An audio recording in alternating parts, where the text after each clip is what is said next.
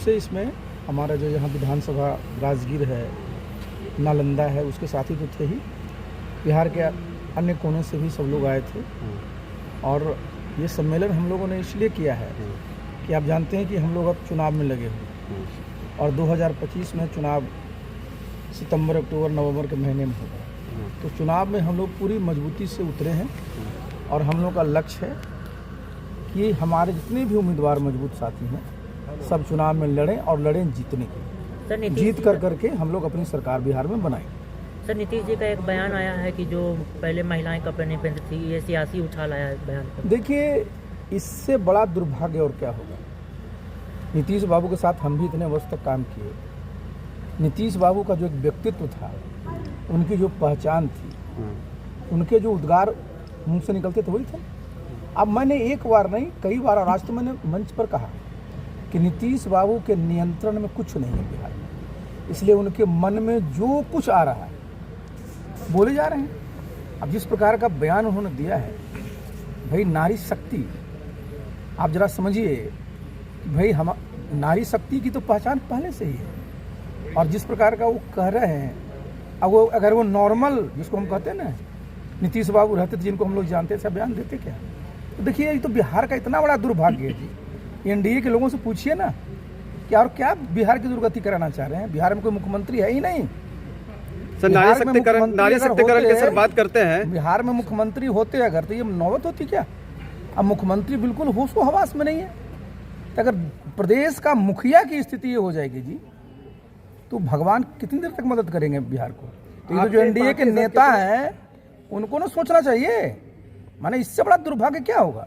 अब देखिए, उनके लिए, नीतीश बाबू के लिए आराम करने का समय है, लोगों को सेवा करना चाहिए लोगों को। लेकिन है क्या कि चूंकि इस पार्टी में लोग अवैध कब्जा कर लिए हैं, नीतीश बाबू को सामने मुखौटा रख कर करके किसी प्रकार से अपनी नैया को पार करना चाहते हैं। वो क्या है? नीतीश बाबू की एक पहचान थी ना साहब। वो खड़ा होते हैं, जिस प्रकार से बोलते हैं, हम लोग खराब लगता है।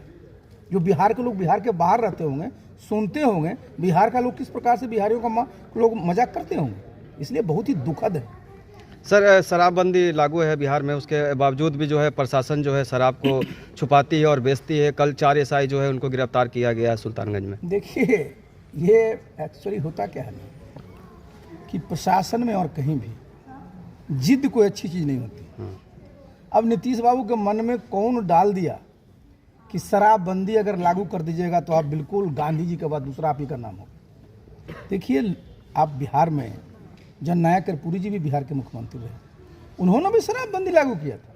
लेकिन जब उनको पता चला कि भाई खान पान के बारे में अगर कोई कानून आप लाते हैं तो उसको आसानी से लागू नहीं किया सकता। रिजल्ट क्या है?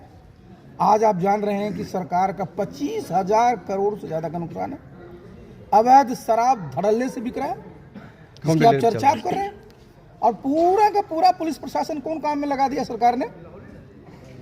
उनकी दिलचस्पी कहाँ पर है?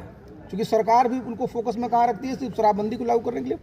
जितने भी अपराध के मामले वो बढ़ रहे हैं, तो यहाँ तो बिहार में अगर आप देखिएगा पूरी तरह से फेल है। अब देखिए ना, जहाँ जहाँ बिहार में जाइएगा, बोर्ड में क्या क्या लिखा हुआ कि शराबबंदी से बिहार में ये हो गया। पता कर लेना जरा गाँव में जाकर के। नीतीश कुमार तो कहते हैं कि शराबबंदी से महिलाओं का वोट सबसे ज्यादा मिला और महिलाओं का सपोर्ट भी रहा है नीतीश कुमार। देखिए, महिलाओं का वोट शराबबंदी के चलते थोड़े मिला। नीतीश बाबू का वोट सबसे ज्यादा कम मिला था 2010 में। शराबबंदी लागू थी क्या? जरा बताइए, 206 सीट जीते थे, लागू थी शराबबंदी क्या? आपकी पार्टी कितने विधानसभा सीटों पर लड़ेगी अब तक? देखिए, मैंने कहा ना कि हम लोग अपना, जितने हमारे कार्यकर्ता साथी हैं, सबसे हम लोग का बराबर संवाद चल रहा है। और एक बार नहीं, 2 बार 3-4 बार हम लोगों ने कह दिया कि हमारे पास 164-65 अभी साथी मजबूती से फील्ड में अपना लगे हुए। लेकिन अभी तो चुनाव का शुरू हुआ है। हमारे यहाँ तो जहाँ जहाँ भी हमारे मजबूत साथी आएंगे, देखिए एक बात जान लीजिए, किसी को एक गलत फहमी नहीं होनी चाहिए कि आशा पार्टी कोई नई पार्टी है तो क्या करेगी। हमारे जितने लोग हैं सब अनुभवी लोग हैं।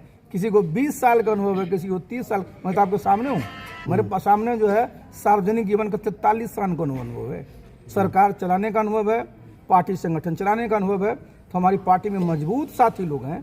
और जो अभी चुनाव होगा ना 2025 में, तो एक बार नहीं कई बार कहा कि हम लोग लड़ेंगे चुनाव जीतने के लिए और बिहार में अपनी सरकार बनाने के लिए। आपका किसी से गठबंधन होगा कि अकेले अपने दम पर लड़ेगी चुनाव? देखिए मैंने बताया ना कि अभी हम लोग तो अपना काम कर रहे हैं, हम मजबूत हैं। जिनको गठबंधन करना है हमारे पास आएंगे तो हम विचार करेंगे।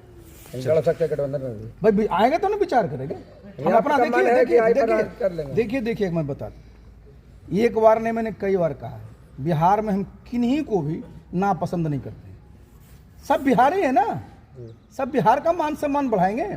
तो अगर हमारे साथ मिलकर करके बिहार की ताकत बढ़ाना चाहते हैं, बिहार में खुशहाली लाना चाहते हैं, तो हमको क्या आपत्ति होगी?